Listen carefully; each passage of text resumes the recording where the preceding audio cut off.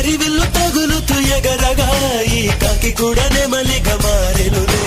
ప్రేమను చెప్పిన క్షణమే అది దేవుని కన్న క్షణమే, కానీ ఎగిరను మనసే. ప్రేమను చెప్పిన క్షణమే అది దేవుని కన్న క్షణమే, కానీ ఎగిరను మనసే. చిగిరిదుమిగితే నింగి తగిలిను పదములు రెండు పక్షులాయను వేళ్ళ చివ